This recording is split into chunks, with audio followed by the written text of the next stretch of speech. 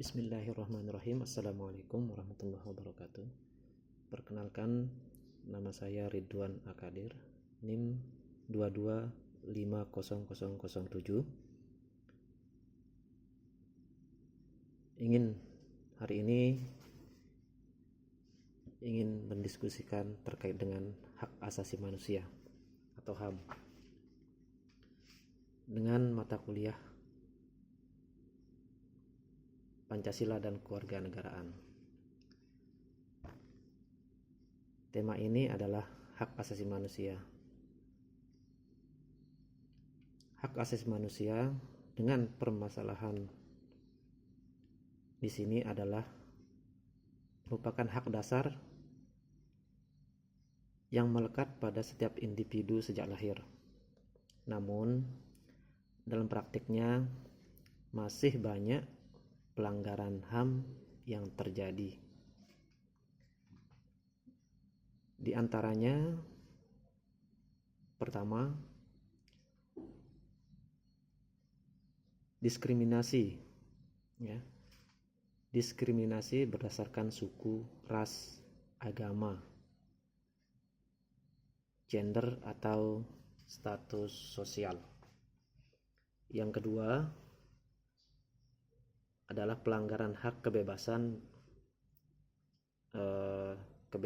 berpendapat dan berekspresi. Yang ketiga, kekerasan terhadap perempuan dan anak. Selanjutnya yang keempat, pelanggaran hak kerja seperti upah tidak layak dan jam kerja berlebihan. Terus yang kelima, tindakan kekerasan oleh aparat atau kelompok-kelompok tertentu. 6. Akses pendidikan dan kesehatan yang tidak merata. Jadi permasalahan ini menunjukkan bahwa penghormatan dan perlindungan HAM masih belum sepenuhnya terlaksana secara adil dan merata. Mengapa pelanggaran HAM bisa terjadi? Itu ada beberapa faktor yang menyebabkan terjadinya pelanggaran hak asasi manusia. Yang pertama, kurangnya kesadaran dan pemahaman tentang HAM itu sendiri.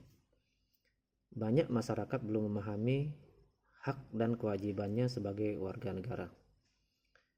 Kedua, penyalahgunaan kekuasaan. Pihak berwenang terkadang menggunakan kekuasaannya secara sewenang-wenang. Ketiga, penegakan hukum yang lemah. Hukum yang tidak ditegakkan secara adil menyebabkan pelanggaran HAM terus terulang. 4. Faktor ekonomi dan sosial. Nah, ini banyak kita lihat juga.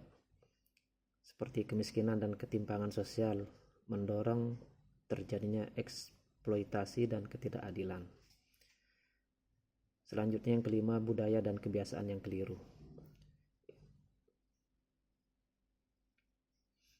Praktek-praktek ini tentu yang bertentangan dengan nilai hak asasi manusia masih dianggap wajar oleh sebagian masyarakat.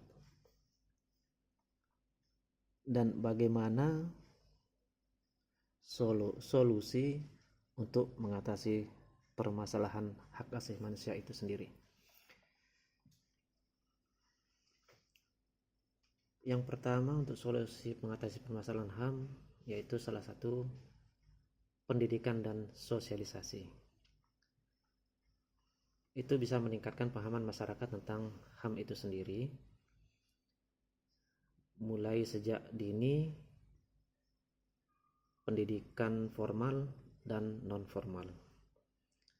Kedua, penegakan hukum yang tegas dan harus adil. Pemerintah harus memastikan bahwa setiap pelanggaran HAM ditindak tanpa pandang bulu. Tidak seperti saat ini, tumpul ke atas, tajam ke bawah. 3. Pengawasan terhadap aparat dan lembaga negara. Bentuk sistem pengawasan yang transparan dan akuntabel. 4. Pemberdayaan masyarakat. Mendorong masyarakat untuk berani melaporkan pelanggaran HAM dan ikut berpartisipasi dalam perlindungan HAM. Kerjasama antar pemerintah dan lembaga HAM, baik nasional maupun internasional, untuk memperkuat perlindungan HAM. Jadi, hak asasi manusia merupakan hak dasar yang harus dimiliki dan dihormati oleh setiap individu tanpa terkecuali, meskipun telah diatur dalam berbagai peraturan dan hukum. Pelanggaran HAM masih sering terjadi akibat kurangnya pemahaman, lemahnya penegakan hukum, penyalahgunaan kekuasaan, serta faktor sosial dan ekonomi. Oleh karena itu, diperlukan upaya bersama antar pemerintah, aparat penegak hukum untuk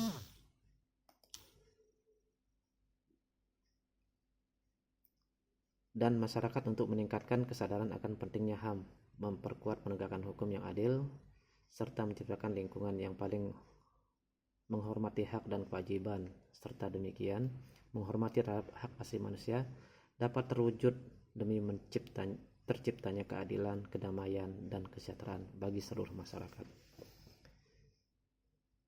Itulah paparan saya terkait hak asasi manusia dalam mata kuliah Pancasila dan Kewarganegaraan.